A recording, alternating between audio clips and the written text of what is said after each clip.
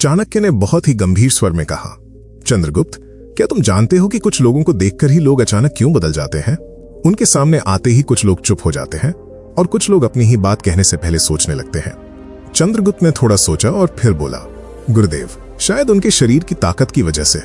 चाणक्य हल्के से मुस्कुराए और बोले, नहीं चंद्रगुप्त, दुनिया शरीर की ताकत से नहीं बल्कि इंसान के व्यक्तित्व यानी उसकी पर्सनैलिटी और उसके दिमाग से डरती है। तुमने अक्सर देखा होगा, कुछ लोग बिना कुछ बोले ही पूरे कमरे का माहौल बदल देते हैं। घर हो या सभा, उनकी मौजूदगी ही काफी होती है। लोग उनकी बात काटने से पहले 100 बार सोचते हैं। और वहीं कुछ लोग ऐसे भी होते हैं जो बार बार अपनी बात समझाने की कोशिश करते हैं, फिर भी कोई उन्हें गंभीरता से नहीं लेता, न घर में न बाहर। एक शेर जंगल का राजा सिर्फ अपनी ताकत से नहीं होता बल्कि उस खौफ से होता है जो उसके बिना दहाड़े ही पूरे जंगल में फैल जाता है।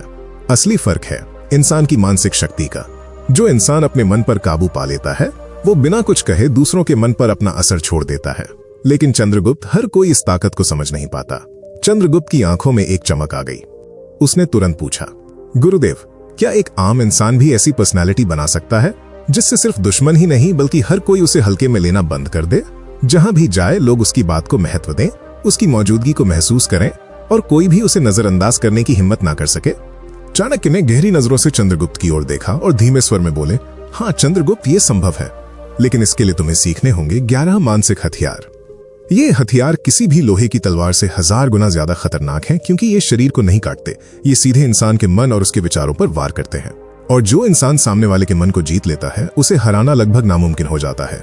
चाणक्य कुछ क्षण के लिए रुके, फिर और भी गंभीर स्वर में बोले, लेकिन एक बात हमेशा याद रखना, आधा ज्ञान हमेशा विनाश का कारण बनता है। अगर तुम सच में चाहते हो कि लोग तुम्हें हल्के में लेना बंद कर दें तो तुम्हें इन 11 हथियारों को अंत तक और गहराई से समझना होगा, क्योंकि जो 11वां और आखिरी हथियार है वो सबसे ज्यादा रहस्यमय और सबसे ज्यादा खतरनाक है। अगर तुमने उसे छोड़ दिया या बीच में ही ध्यान हटा लिया तो बाकी के 10 हथियार तुम्हारे किसी काम के नहीं रहेंगे। चंद्रगुप्त अब पूरी तरह ध्यान से सुन रहा था, क्योंकि अब बात सिर्फ सीखने की नहीं थी बल्कि खुद को बदलने की थी।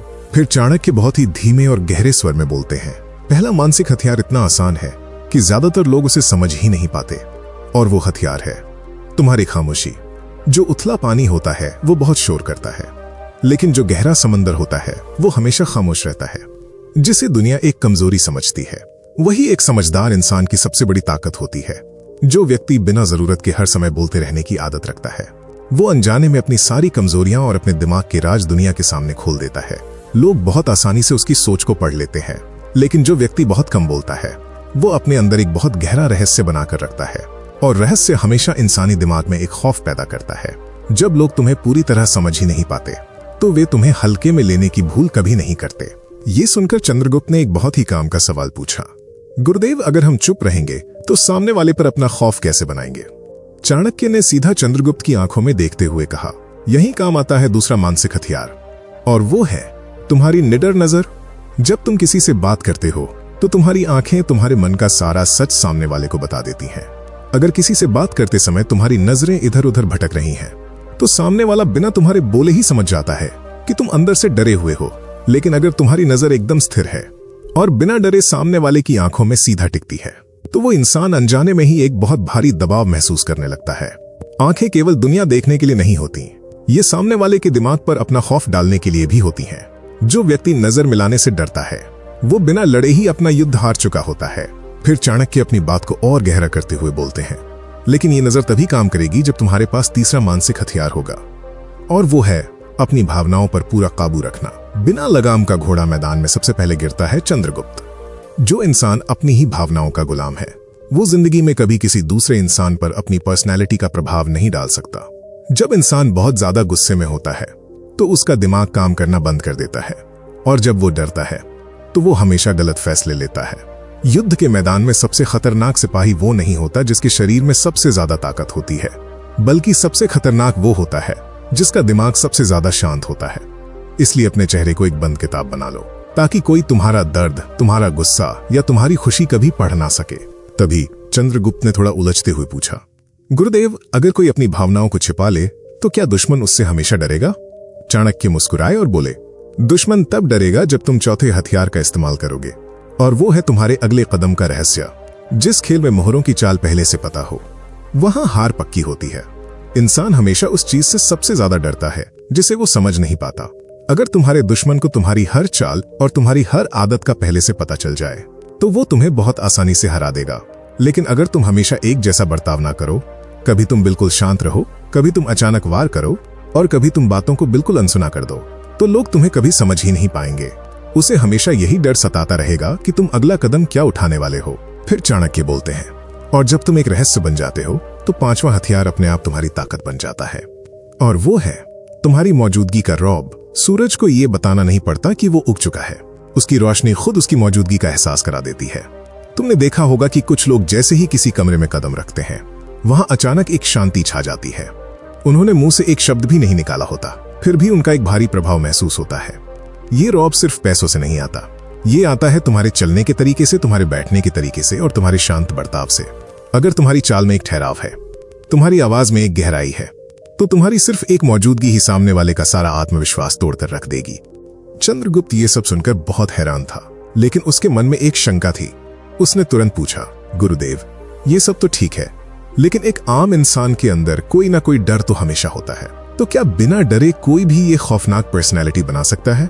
चाणक्य बहुत गहरी मुस्कान के साथ बोले, नहीं चंद्रगुप्त, जब तक मन में डर है तब तक कोई हथियार काम नहीं करेगा, और इसीलिए तुम्हारा छठा मानसिक हथियार है तुम्हारे अंदर की निडरता, यानी खोने का डर, जड़ से खत्म हो जाना।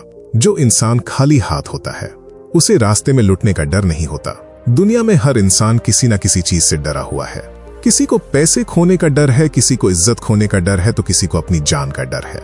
लेकिन जो इंसान इस कड़वे सच को मान लेता है कि इस दुनिया में कुछ भी हमेशा के लिए नहीं है, वो इंसान अंदर से पूरी तरह निडर हो जाता है। जब तुम्हारे अंदर से कुछ भी खोने का डर ही खत्म हो जाता है, तो तुम दुश्मन की सबसे बड़ी ताकत को ही खत्म कर देते हो। दुश्मन तुम्हें डराएगा कैसे, जब तुम्हारे अंदर डर नाम की कोई चीज बची ही नहीं है। और याद रखना चंद्रगुप्त, जिसे कुछ खोने का डर नहीं होता, उस इंसान को हराना किसी के बाप के बस की बात नहीं होती।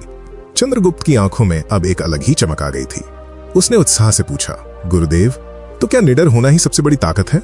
चाणक्य ने अपनी आवाज में एक भारी ठहराव लाते हुए कहा, निडर होना जरूरी है चंद्रगुप्त, लेकिन बिना अक्ल की निडरता इंसान को बहुत जल्दी मरवा देती है। इसलिए हमारा सातवां हथियार है तुम्हारी अचूक रणनीति। अंधेरे में लगातार तीर चलाने से सिर्फ तुम्हारे तीर बर्बाद होते हैं, लेकिन सही समय और सही निशाने पर लगा एक ही तीर पूरा युद्ध जिता देता है। एक शेर जब शिकार करता है तो वो सीधा हमला नहीं करता, वो पहले छिपता है, अपने शिकार को देखता है, और जब शिकार सबसे ज्यादा बेफिक्र होता है तब शेर अपना आखिरी और सबसे खतरनाक वार करता है। जो मूर्ख इंसान होता है वो हमेशा अपनी पूरी ताकत लगाकर लड़ता है और बहुत जल्दी थक जाता है, लेकिन एक खतरनाक पर्सनालिटी वाला इंसान बहुत सोच समझकर कदम उठाता है। वो पहले दुश्मन को समझता है, उसकी कमजोरी ढूंढता है और फिर अपनी पूरी ताकत से एक ऐसा वार करता है कि दुश्मन को उठने का मौका ही नहीं मिलता। फिर चंद्रगुप्त ने एक बहुत ही चालाकी भरा सवाल पूछा, गुरुदेव, अगर हम अपनी रणनीति से दुश्मन को हरा भी दें तो हम उन मतलबी लोगों से कैसे बचें जो हमारे आसपास दोस्त बनकर घूमते हैं? चाणक्य ने सीधा चंद्रगुप्त को देखते हुए कहा, यही काम आता है आठवां मानसिक हथियार, और वो है अपनी सीमाएं तय करना।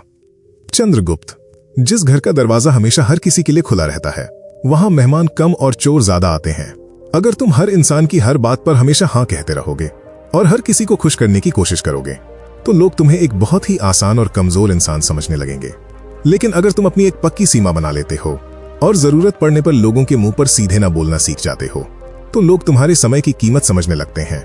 उन्हें पता चल जाता है कि तुम्हें अपनी मर्जी से नहीं चलाया जा सकता, और यही बात उन्हें तुमसे दूर और खौफ में रखती है।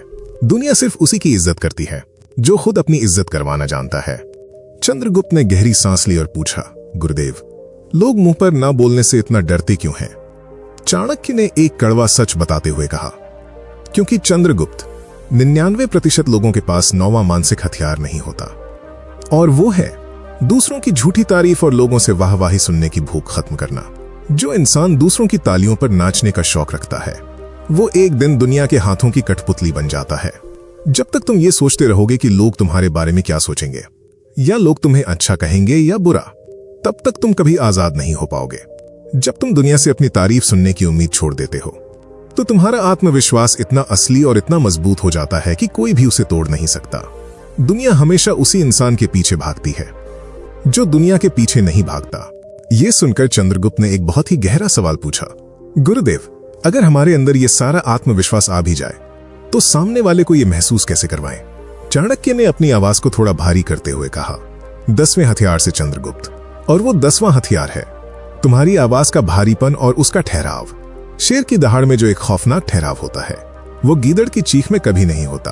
तुम्हारी आवाज केवल बोलने का जरिया नहीं है, वो तुम्हारी दिमागी ताकत का सबसे बड़ा सबूत है। अगर बोलते समय तुम्हारी आवाज कांप रही है या तुम बहुत जल्दी और तेज बोल रहे हो तो सामने वाला समझ जाएगा कि तुम घबराए हुए हो। लेकिन जब तुम बहुत ही शांत, गहरी और धीमी आवाज में नाप तोल कर बोलते हो तो तुम्हारी वो आवाज सामने वाले के दिमाग पर एक हथौड़े की तरह बजती है। जब तुम्हारी आवाज में एक गहरी शांति होती है तो दुश्मन तुम्हारी आवाज के उस भारीपन से ही आधा युद्ध हार जाता है। अब चंद्रगुप्त पूरी तरह से चाणक्य की बातों में डूब चुका था। उसने बहुत ही धीमी आवाज में पूछा, गुरुदेव, अब मुझे वो आखिरी और सबसे खतरनाक हथियार बताइए जो मुझे ऐसा बना दे जिसे कोई हरा न सके। चाणक्य ने बहुत ही शांत और गहरी नजरों से चंद्रगुप्त को देखा और बोले, 11वां और अंतिम मानसिक हथियार है खुद को दुनिया से अलग रखना, यानी मन की पूरी आजादी। जो पेड़ जमीन से तो जुड़ा रहता है लेकिन हवा के हर झोंके के साथ नहीं हिलता, वही पेड़ बड़े बड़े तूफानों में टिक पाता है। जब तुम किसी इंसान से, किसी चीज से या किसी रिश्ते से बहुत ज्यादा जुड़ जाते हो तो तुम उसके गुलाम बन जाते हो। तुम्हें उसे खोने का डर सताने लगता है। लेकिन जो इंसान अंदर से पूरी तरह आजाद होता है वो दुनिया में रहता तो है, सबके साथ हंसता बोलता भी है, लेकिन वो किसी भी चीज से बंधा नहीं होता। जब दुश्मन देखता है कि तुम्हारे पास सब कुछ है लेकिन तुम्हें किसी भी चीज का लालच नहीं है तो वो पूरी तरह से टूट जाता है, क्योंकि लालच के बिना किसी भी इंसान को गुलाम नहीं बनाया जा सकता। और याद रखना चंद्रगुप्त, जो इंसान किसी भी वक्त किसी भी चीज को मुस्कुराते हुए छोड़ने की ताकत रखता है, दुनिया का कोई भी दुश्मन उस पर कभी काबू नहीं पा सकता। यही वो आखिरी ताकत है जो एक आम इंसान को सबसे खूंखार और सबसे अलग बना देती है। चंद्रगुप्त ने एक गहरी सांस ली और चाणक्य के सामने अपना सिर झुका दिया। उसे बहुत अच्छी तरह समझ आ गया था कि जीतने के लिए असली ताकत शरीर में नहीं बल्कि इंसान के मन में होती है। दोस्तों, आचार्य चाणक्य के ये 11 मानसिक हथियार सिर्फ सुनने के लिए कोई कहानी नहीं है। जब तक आप इन्हें अपनी जिंदगी में नहीं उतारेंगे ये जालिम दुनिया आपका फायदा उठाती रहेगी। अगर आज इस अध्याय ने आपके अंदर एक नई आग पैदा कर दी है तो अभी नीचे कमेंट में जाएं और पूरे आत्मविश्वास के साथ लिखें, मैं किसी से नहीं डरता, ताकि आपका यह खौफ हमेशा के लिए खत्म हो जाए। और हाँ, इन 11 हथियारों में से आपको सबसे खतरनाक और सबसे काम का हथियार कौन सा लगा, नीचे कमेंट में उसका नंबर जरूर लिखें, ताकि पता चले कि आपने इस वीडियो को कितनी गहराई से समझा है। देखते हैं कितने लोगों की सोच एक जैसी है। अगर आज के इस वीडियो ने आपकी आंखें खोली हैं तो बिना सोचे इसे तुरंत लाइक करें और खामोशी से दुनिया पर राज करने के ऐसे ही खौफनाक राज हमेशा जानने के लिए चैनल को सब्सक्राइब करके घंटी का निशान अभी दबा लें, ताकि सफलता का कोई भी राज आपसे कभी छूट न जाए। अगर आप लोगों के दिमाग से खेलने का और कूटनीति का असली तरीका सीखना चाहते हैं तो आपकी स्क्रीन पर जो चाणक्य नीति की प्लेलिस्ट आ रही है उस पर अभी क्लिक करें। आइए, मैं आपसे वहीं मिलता हूं एक और कड़वे सच के साथ। जय हिंद, जय भारत।